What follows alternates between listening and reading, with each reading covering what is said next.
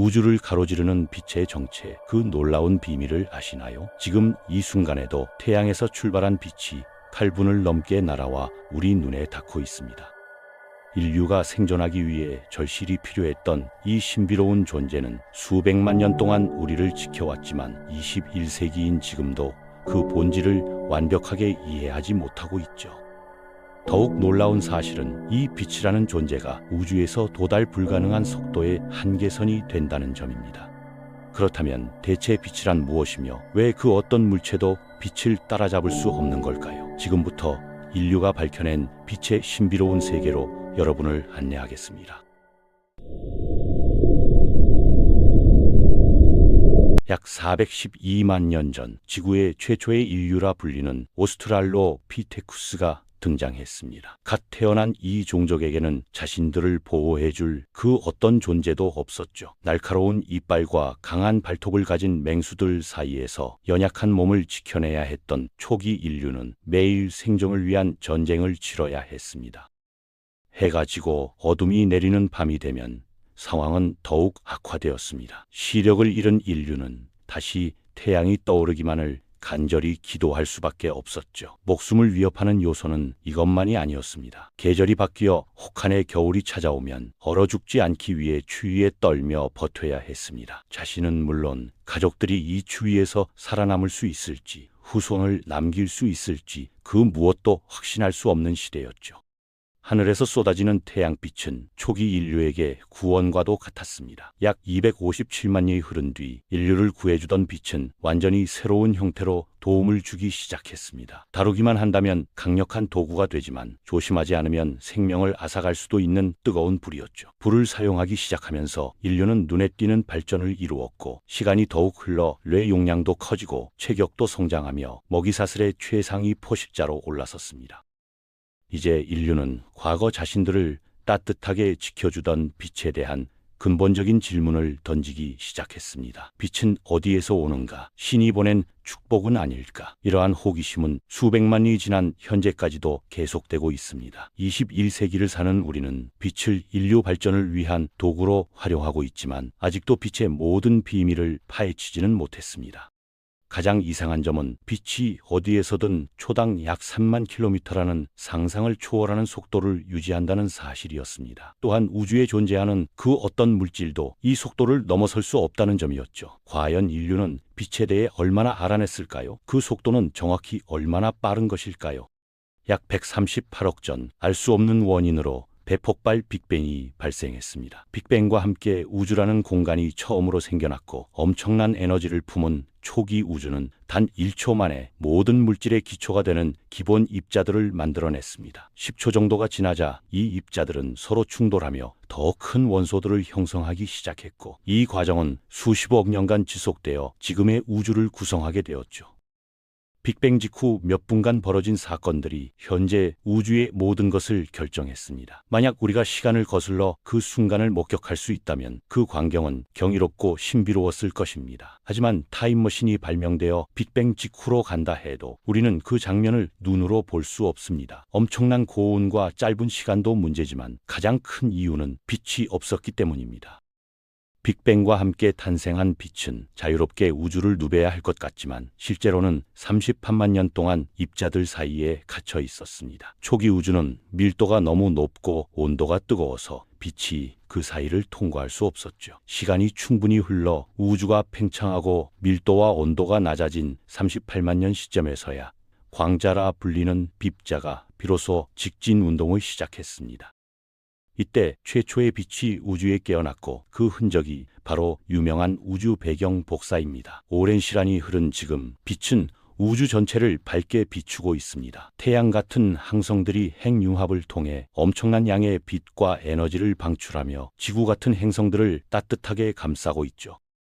만약 태양 같은 별이 없었다면 지구는 진작에 얼어붙어 생명체가 존재할 수 없었을 것입니다. 다행히 태양은 수십억 년에 걸쳐 지구에 막대한 에너지를 보내주었고 그 결과 우주에서 유일한 지적 생명체인 인류가 탄생했습니다. 이제 그 인류는 자신들을 이 세상에 태어나게 한 빛의 정체에 관심을 갖기 시작했습니다.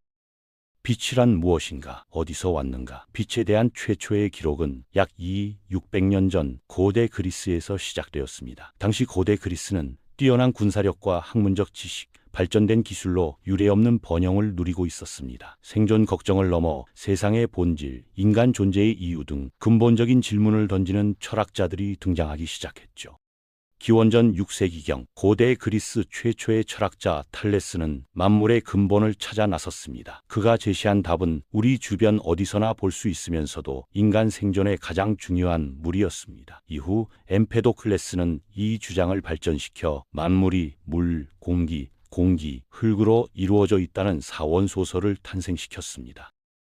한 걸음 더 나아가 그는 빛조차 물질의 일종으로 보기 시작했습니다. 엠페도클레스는 빛도 실체가 있는 존재이며 다른 물질처럼 이동하는데 시간이 필요하다고 주장했죠. 반면 약 100년 후 아리스토텔레스는 사원소설은 받아들였지만 빛에 대한 주장은 인정하지 않았습니다. 그는 빛이 움직이지 않으며 신적인 존재에 의해 발생한다고 설명했습니다. 또한 만물은 고유한 색을 가지고 있어 빛의 유무와 관계없이 그 색을 유지한다고 믿었죠. 다시 말해 빛은 이동하는 물질이 아니라 어둠에 갇힌 세상을 밝혀주는 조명 정도로 생각했습니다. 이후 200년경 천동설을 주장한 프톨레마이오스는 놀라운 의견을 제시했습니다. 빛이 우리 눈에서 시작되며 사물을 볼 수 있는 이유는 눈을 떠서 빛을 발사하기 때문이라는 것이었죠. 눈을 감으면 아무것도 보이지 않는 이유는 단지 눈에서 빛이 나오지 않기 때문이라는 주장이었습니다. 이 이론을 바탕으로 같은 알렉산드리아에 살았던 헤로는 흥미로운 관찰을 했습니다. 눈을 감았다 뜨는 순간 우주 저편의 별을 바로 볼 수 있다는 사실을 통해 빛의 속도가 무한하다고 주장했죠. 그 후로 빛의 속도에 대한 논쟁이 이어졌지만 빛은 신적 존재이며 그 속도는 무한하다는 생각은 쉽게 바뀌지 않았습니다. 그런데 1572년 케플러 법칙으로 유명한 티코 브라헤가 우주를 관측하던 중 카시오페이아 자리에서 초신성을 최초로 목격했습니다. 천문학자들은 새로운 별이 갑자기 나타나 18개월 동안 서서히 밝아졌다가 사라지는 것을 본 후 빛의 속도가 무한하다는 개념에 의문을 품기 시작했습니다. 몇몇 과학자들이 빛의 속도에 의문을 제기했지만 오랜 세월 굳어진 생각은 바뀌지 않았습니다. 하지만 17세기 지동설에 강력한 근거를 발견한 요하네스 케플러는 우주가 비어 있다는 것을 알아내며 빛의 속력이 유한하다고 주장했습니다. 당시 과학자들은 관측을 통해 우주의 지구와 태양 외에 수많은 천체가 있다는 사실을 알고 있었습니다. 태양처럼 스스로 빛을 내는 천체도 상당히 많았죠. 만약 빛의 속도가 무한하다면 지구는 밤낮 관계없이 항상 환하게 빛났어야 했습니다. 하지만 태양이 지고 찾아온 밤하늘에는 몇 개의 별만 빛날 뿐 대부분은 어둠에 쌓여 있었습니다. 케플러는 이를 근거로 빛의 속도가 무한하지 않다고 주장했죠. 하지만 17세기를 대표하는 철학자 데카르트는 이를 받아들일 수 없었습니다. 그는 빛이 물체에 닿을 때 변형되어 생성된다고 믿었고 빛의 속도가 유한하다면 월식 현상에 문제가 생긴다고 주장했습니다. 당시에는 천체가 일렬로 정렬되어 있는지조차 제대로 관측할 수 없었기에 데카르트의 주장이 합리적으로 받아들여졌고 빛의 속도는 무한하다는 것으로 알려졌습니다. 그러나 일부 과학자들은 여전히 빛의 속도가 무한하다는 것을 믿을 수 없었습니다. 빛을 추적하는 연구를 포기하지 않았고 결국 직접 측정해 보기로 했죠. 1638년 갈릴레오 갈릴레이는 덮개가 있는 등불 2개를 사용해 빛의 속도를 구하기로 했습니다. 이탈리아 피렌체에서 약 9km 떨어진 장소에 등불과 사람을 배치하고 자신의 등불 덮개를 열어 빛을 포착하게 했습니다. 그 사람은 갈릴레이의 빛을 포착한 순간 자신의 등불 덮개를 열어 빛이 다시 갈릴레이에게 도달하는 시간차를 측정하려 했죠. 하지만 실험을 시작하자 덮개를 여는 순간 9km 떨어진 사람도 동시에 덮개를 열며 실험은 실패했습니다. 빛의 속도가 초당 3억 미터에 달했기 때문입니다.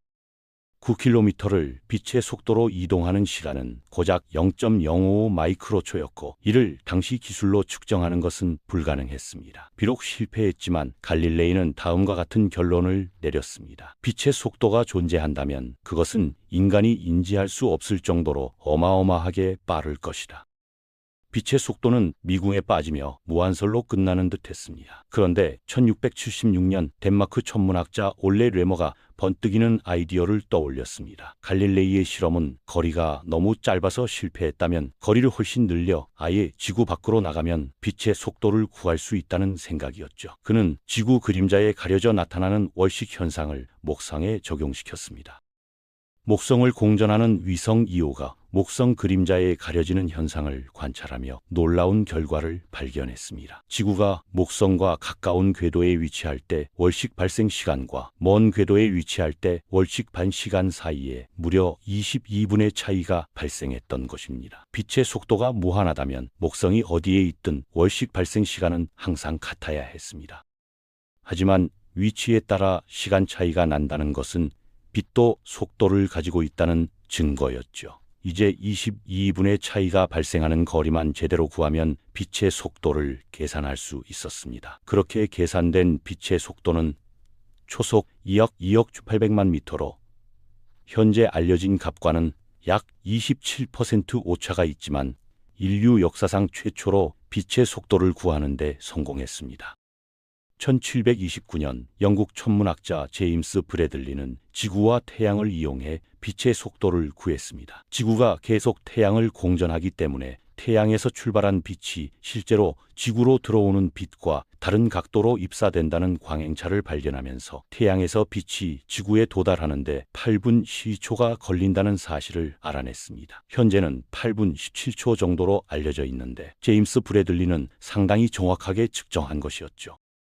이제 실험을 얼마나 정교하게 설계하느냐에 따라 빛의 속도를 정확하게 측정할 수 있게 되었습니다. 산업혁명을 거치며 과학기술이 발전하자 더욱 정밀한 실험들이 고안되었고 1849년 프랑스 물리학자 피조가 톱니바퀴를 이용해 빛의 속도를 구했습니다. 회전하는 톱니바퀴를 통해 기계를 만든 후 톱니 사이로 빛을 쏘아 완벽하게 가려지는 순간의 회전 속도로 빛의 속도를 구해냈습니다. 이 실험으로 구한 빛의 속도는 초속 약 3억 1700만 미터로 현재 값과 약 4.7% 오차범위라는 놀라울 정도로 정교한 결과였습니다. 계속해서 피조의 친구이자 프랑스 과학자 푸코는 이 실험을 발전시켜 톱니바퀴 대신 회전하는 거울을 사용해 정밀성을 높였습니다. 그가 구한 빛의 속도는 초속 2억 9850만 미터로 현재 값에서 오차범위가 0.6%라는 말도 안 되는 정교한 값이었죠. 이후 기술이 눈에 띄게 발전하며 실험은 점점 정교해졌고 1983년 국제도량형 총회에서 1m의 정의를 빛이 2억 9979만 2458분의 1초 동안 움직인 거리로 정의하면서 빛의 속도가 초속 2억 9970 2458m라는 사실을 세상에 알렸습니다.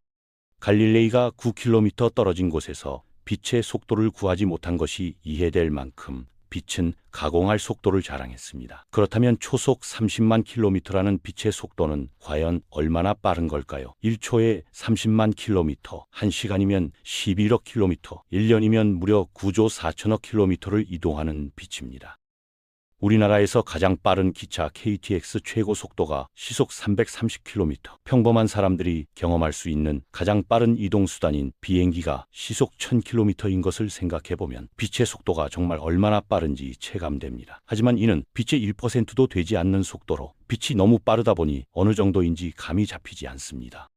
우리나라에서 거리를 이야기할 때 단골로 나오는 서울에서 부산까지의 거리는 약 325km입니다. KTX로 가면 이론상 약 1시간, 실제로는 2시간 반 정도 걸립니다. 하지만 빛의 속도로는 단 0.001초밖에 걸리지 않습니다. 이 정도 시간이면 눈을 한번 깜빡이는 시간으로 서울에서 눈 한번 감았다 뜨면 벌써 부산에 도착한 수준이죠. 벌써부터 빛의 속도가 우주의 일반적인 상식을 아득히 뛰어넘는다는 것을 알 수 있습니다. 이번에는 거리를 조금 더 늘려볼까요? 현재 일반인이 경험할 수 있는 가장 긴 비행기 노선은 싱가포르 공항에서 존 F 케네디 공항까지입니다. 거리는 무려 15,300km이고 비행기로 가면 대략 19시간 정도 걸립니다. 빛의 속도로는 얼마나 걸릴까요? 놀랍게도 1초에 약 5%에 불과한 0.51초밖에 걸리지 않습니다.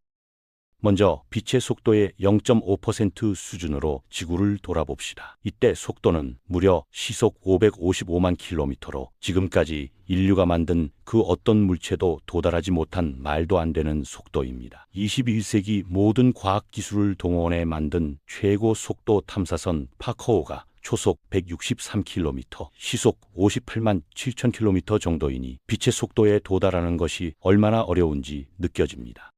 이번엔 속도를 광속의 1% 수준으로 올려봅시다. 이제 속도는 시속 1080만 km로 올라 약 13초 정도면 지구를 한 바퀴 돌 수 있는 수준이 되었습니다. 만약 인류가 빛의 속도의 1% 수준에 도달한다면 지구 곳곳을 여행하는 데 1분이면 충분할 것입니다.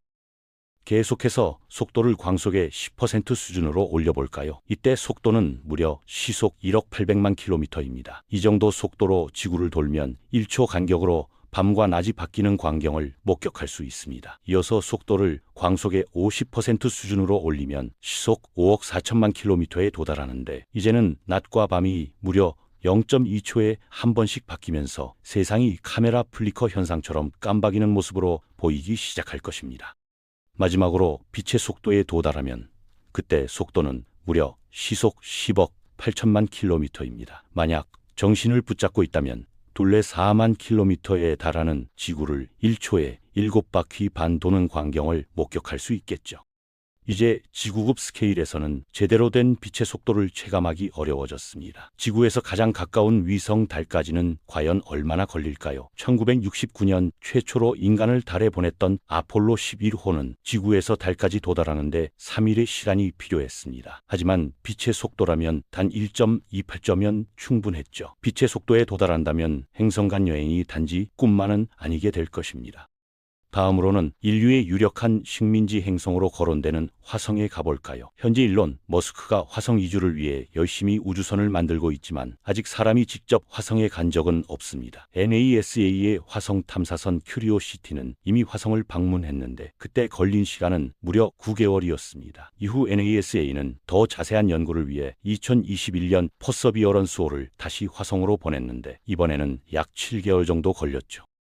하지만 빛의 속도로는 단 3분 2초면 충분합니다. 빛의 속도 앞에서 인간이 얼마나 보잘것없는지 알 수 있는 허탈한 순간입니다. 그러나 이제 그 빠른 빛조차 외부 행성을 탐험하기 위해서는 분단위 시간이 필요해졌고 이는 우리 태양계의 엄청난 에너지로 빛을 쏟아내는 태양빛 역시 각 행성에 도달하는 데 꽤 시간이 걸릴 수밖에 없다는 뜻이었습니다. 태양에서 가장 가까운 행성 수성까지 약 5,800만 km 떨어져 있는데 태양빛이 도달하는데 3분 11초가 걸립니다. 계속해서 1억 600만 km 떨어진 금성까지 5분 59초, 1억 5천만 km 떨어진 우리 지구까지 8분 17초가 걸립니다. 만약 태양에 무슨 일이 생겨 더 이상 빛을 방출하지 않는다 해도 우리는 8분 17초가 지나서야 알 수 있습니다. 그때가 되면 온 하늘이 어둠으로 물들어 저 멀리 있는 외부 항성 몇 개가 밤하늘을 비춰줄 뿐이겠죠. 만약 태양 옆에 가까이 있는 파커호가 태양의 이상을 알리는 신호를 보낸다 해도 우리는 8분 정도가 흐르기 전까지는 그 사실을 알 수 없습니다. 왜냐하면 파커호가 보내는 신호 역시 빛의 일종인 전자기파로 태양에서 지구까지 그 신호가 도착하는데 8분이라는 시간이 필요하기 때문입니다. 계속해서 2억 9천만 km 떨어진 목성까지 43분, 14억 km 떨어진 토성까지 1시간 17분이 걸립니다. 이때부터는 그 빠르다는 빛조차 1시간의 벽을 넘게 되었습니다. 이어서 28억 8천만 km 떨어진 천왕성까지 2시간 40분, 마지막으로 우리 태양계에서 46억 km 가장 멀리 떨어진 해왕성까지 4시간 15분이 걸렸죠. 하지만 빛은 아직 우리 태양계를 벗어나지 못했습니다. 우리 태양계 최외곽에는 수많은 우주 먼지와 운석, 해성들이 있는 오르트 구름이 있을 것으로 예상됩니다. 그런데 그 거리가 상상을 초월한 수준입니다. 불과 17년 전 태양계의 마지막 행성 지위를 차지했던 명왕성조차 아득히 뛰어넘을 정도죠. 만약 오르트 구름이 실존한다면 현재 지구로부터 가장 멀리 날아간 우주 탐사선 보이저 2호가 오르트 구름 안쪽 경계에 도달하는 시점은 무려 지금으로부터 300년 정도 뒤인 2310년쯤이며 이 오르트 구름을 완전히 벗어나는 데에는 무려 3만 년 이상 걸릴 것으로 예상됩니다. 이 때문에 인간의 기술로는 태양계를 벗어나는 것조차 쉽지 않다는 말이 나오고 있습니다. 하지만 다행히 빛이라면 비교적 빠른 시간 안에 이 오르트 구름을 돌파할 수 있습니다. 태양에서 시작한 빛이 오르트 구름 바깥 경계에 도달하는 데까지는 대략 0.8년에서 1.6년 정도입니다. 빛의 속도로 1년을 달려야 하는 만큼 먼 거리이긴 하지만 인류가 3만 년 이상 걸리는 것을 생각하면 여전히 빛의 속도는 굉장히 빠른 수준이었죠. 하지만 그러면서도 이제 그 빠르다는 빛조차 우주급 스케일을 여행하는데 조금 벅차하는 것 같습니다. 이제는 태양계를 벗어나 우리와 가장 가까이 있는 외부 항성 프록시마 센타우리까지 4.2년이 걸립니다. 빛의 속도로도 4.2년이 걸리는 거리인 만큼 아직까지 우리 인류가 외부 항성에 도달하는 것은 먼 미래로 느껴지죠. 계속해서 우리 지구와 상당히 비슷한 조건으로 인간이 거주할 수 있는 행성이 있을 것으로 보이는 글리제 511까지는 20년, 그보다 살짝 먼 트라피스트 행성까지 40년이 걸렸습니다. 이제는 거주 가능한 행성을 찾기보다는 인류가 빛의 속도에 도달할 수 있느냐가 인류의 멸종을 좌우할 것 같습니다. 이번엔 우리 은하를 벗어나 가장 가까운 안드로메다 은하로 가볼까요? 하지만 이제는 빛조차 우주여행에 있어서 많이 힘들어하기 시작했습니다. 이때 걸리는 시간은 무려 250만 년입니다. 인류 역사가 이제 고작 400만 년이 된 것을 생각하면 우리가 과연 외부 은하를 방문할 수 있을지 예상도 되지 않습니다. 뿐만 아니라 우리 은하를 포함하는 국부 은하군을 벗어나는데 대략 500만 년, 국부 은하군이 속한 라니아케아 초은하단을 벗어나는 데에는 무려 2억 6천만 년이 걸릴 것으로 예상됩니다. 이쯤 되면 우리는 우주에서 가장 빠르다는 빛조차 우주급 스케일에서는 무능해 보이기 시작합니다. 하지만 우리 인류는 화성, 트라피스트 행성, 안드로메다 은하를 넘어 꼭 도달해보고 싶은 곳이 하나 있습니다. 그것은 바로 이 우주의 끝이었죠. 우주의 끝, 그 너머는 어떻게 생겼을까? 더 이상 공간이 없다는 것은 무슨 뜻일까? 우주의 끝에서 한 발자국만 앞으로 가면 어떻게 될까? 우리는 우주의 끝에 가보지 않고서는 해결할 수 없는 의문들을 잔뜩 품고 있습니다. 만약 우리가 어떤 방법을 써서든 빛의 속도에 도달하고 오랜 시간을 기다릴 수 있다면 우리는 우주의 끝에 도달할 수 있을까요? 아니요, 절대 불가능합니다. 약 138억 년 전 빅뱅과 함께 시작된 우주는 폭발의 관성력으로 조금씩 공간을 넓혀갔습니다. 그런데 빅뱅이 일어나고 10의 마이너스 43초 후 갑자기 이 우주가 알 수 없는 이유로 급격하게 팽창하기 시작합니다. 이런 말도 안 되는 팽창이 일어나고 우주 크기는 전보다 무려 10의 32제곱배나 커져 있었죠. 더욱 놀라운 건 이 정도 팽창이 일어나는데 걸린 시간이 단 1초도 되지 않았다는 것입니다. 그 덕에 온 우주에는 물질의 기초를 이루는 기본 입자들이 널리 퍼지게 되었고 그로부터 약 92억 년이 흘러 비로소 우리 태양과 지구 그리고 인류가 탄생했습니다. 이 우주의 외딴 곳에 있는 지구에 나타난 인류는 우주 입장에선 찰나의 순간 동안 눈에 띄는 발전을 이루었고 이제는 우주의 비밀을 전부 파헤치려 하고 있습니다. 1977년 인류는 지구와 가까운 행성들을 직접 탐사한다는 사명 아래 보이저 1, 2호를 모두 발사했습니다. 그 결과 인류는 빛으로도 4시간 15분을 달려야 만날 수 있는 해왕성에 도달하는 데 성공하며 최초로 해왕성의 실제 모습을 두 눈으로 관측할 수 있었습니다. 발사한 지 어언 46년이 흐른 현재 보이저호는 지금도 우주의 끝을 향해 날아가며 우리가 아직 갈 수 없는 우주 저편의 정보를 계속해서 보내주고 있습니다. 현재 보이저 1호가 위치한 곳은 무려 태양으로부터 약 240억 킬로미터 지점입니다. 이 거리는 인류가 개척한 가장 먼 거리로 계속해서 그 기록을 깨고 있는 보이저 1호는 지금 이 시간도 하루에 약 47만 킬로미터 속도로 우주의 끝을 향해 나아가고 있습니다. 이 속도면 약 1700년 후 지구에서 가장 가까운 항성 프록시마 센타우리에 도달할 것으로 보입니다. 만약 보이저호가 부서지지만 않는다면 지금으로부터 수백억 년의 시간이 흘러 언젠가는 보이저호가 우주의 끝에 도달할 수 있을지도 모릅니다. 게다가 2023년 현재 우리 인류는 보이저호 발사 당시인 1977년보다 훨씬 진보된 기술력을 가진 만큼 보이저 1호보다 조금 더 빠른 속도로 우주의 끝을 향해 탐사할 수 있을 것으로 보입니다. 그렇다면 우리는 마침내 우주의 끝에 가볼 수 있지 않을까요? 그토록 궁금해하던 우주의 끝 저 너머에 대해 알 수 있지 않을까요?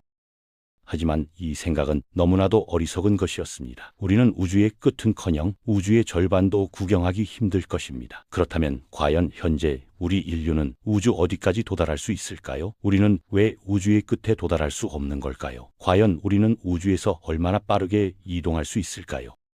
우주의 환경은 여러 가지 제약 조건이 있는 우리 지구와 달리 속도를 내는 데 있어 굉장히 유리한 곳입니다. 우리에게 가장 친숙한 자동차만 생각해 봐도 자동차는 앞으로 나아가기 위해 지면과 마찰을 일으키게 되는데 그 마찰 덕에 우리가 앞으로 나아갈 수 있는 것이긴 하지만 마찰과 함께 어마어마한 힘을 잃어버리게 됩니다. 문제는 그뿐만이 아닙니다. 이 마찰을 이길 정도로 강한 출력을 쏟아부어 우리가 원하는 속도에 다다랐다 해도 공기라는 장애물이 갑자기 나타나 우리를 방해하기 시작하죠. 또 그 속도를 올리면 올릴수록 공기는 더욱 거세게 저항하게 됩니다.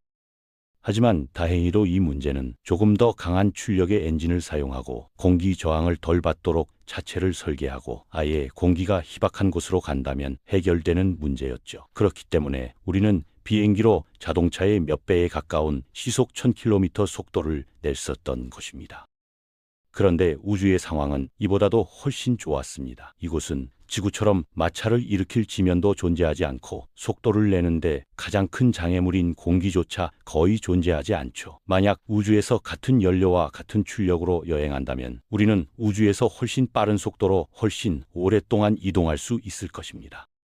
때문에 우리가 우주를 빠르게 여행하는 것은 그렇게 어려워 보이지 않습니다. 물론 빛의 속도야 워낙 빠르니까 거기까지는 가지 못한다 해도 빛의 속도의 1% 정도는 도전해 볼 만하지 않을까 생각해 보신 분들도 많으실 것입니다.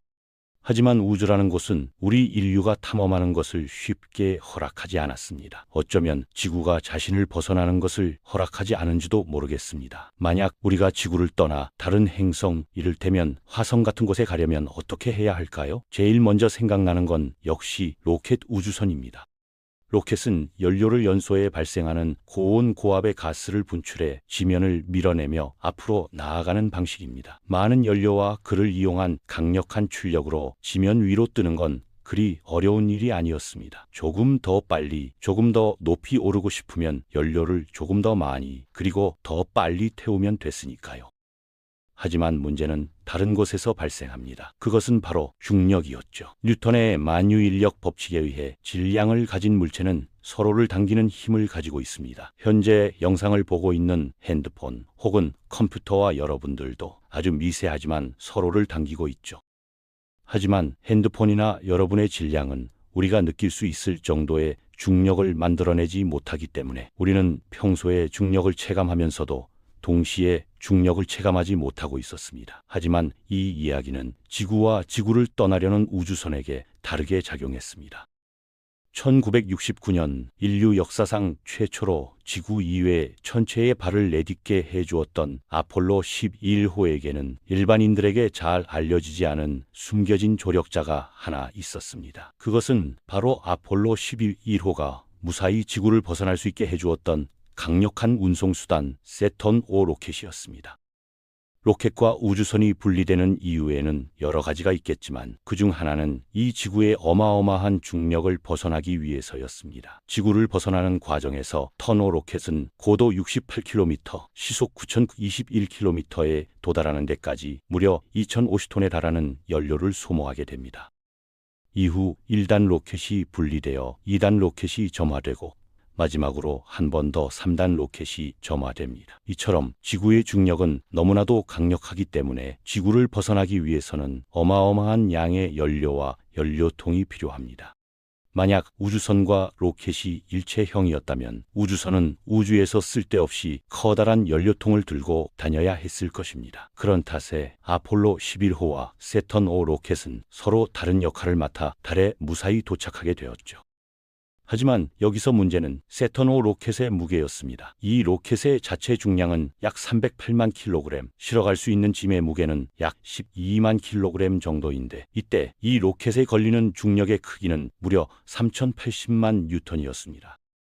다시 말해 우리가 이 지구를 벗어나기 위해서는 3080만 뉴턴을 이겨내야 한다는 소리이고 또 이는 우리가 9.8m/m라는 중력 가속도를 이겨낼 정도의 가속도로 하늘을 날아야 한다는 것이었습니다. 그리고 여기서 딜레마가 발생하게 됩니다.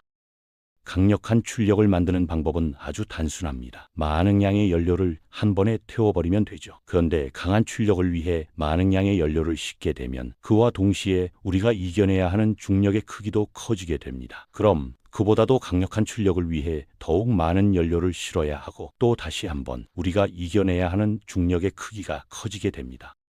이러한 이유로 우리는 아직까지 우리가 원하는 만큼의 연료를 실어서 우주를 날아갈 수 없습니다. 어차피 우주는 중력이나 공기 저항도 없겠다 강한 출력을 만들어서 앞으로 나아가기만 하면 될 것 같지만 이와 같은 이유로 우리는 연료의 양을 제한해야 하기 때문에 우주에서 속도를 만드는데 한계가 있죠. 하지만 우리 인류는 여기서 무너질 정도로 나약하지 않았습니다. 그 결과 추력은 약 21에서 258ml밖에 되지 않지만 5년간 24시간 풀가동할 수 있는 이온 엔진, 핵폭탄의 어마어마한 폭발력을 이용해 앞으로 나아가는 핵을 이용한 엔진, 우주상에 커다란 돛을 펼친 후 빛의 압력을 받아 광속의 26% 정도까지 낼 수 있는 솔라세일 우주선 등 우주에서 보다 적은 연료로 보다 빠르게 이동할 수 있는 우주선을 만들고 또 고안해내었습니다. 지금의 기술력으로는 아직까지 고안하는 단계이지만 앞으로 10년 혹은 100년 뒤면 빛의 속도에 도달할 수 있을 것만 같습니다. 하지만 야속하게도 우리는 영원히 빛의 속도에 도달할 수 없습니다. 그 이유는 바로 우주 연구에 희망을 불어넣어 주었던 아인슈타인의 상대성 이론이 막고 있기 때문이었죠. 비록 아직 실제로 만들어내지는 못했지만 광속의 25% 수준, 초속 약 7,700만 미터의 속도로 이동할 수 있는 우주선을 고안해내는 과학자들이 있습니다. 불과 100년 전까지만 해도 우리가 지구 밖으로 나가 달의 발자국을 찍고 온다는 것을 상상도 하지 못했던 것을 생각해보면 분명 우리는 빛의 속도에 어느 정도는 접근할 수 있을 것입니다. 하지만 그러면서도 절대로 우리는 빛의 속도에 도달할 수는 없습니다. 그 이유는 바로 빛에 대한 최고의 성서 아인슈타인의 특수 상대성 이론 때문이었죠.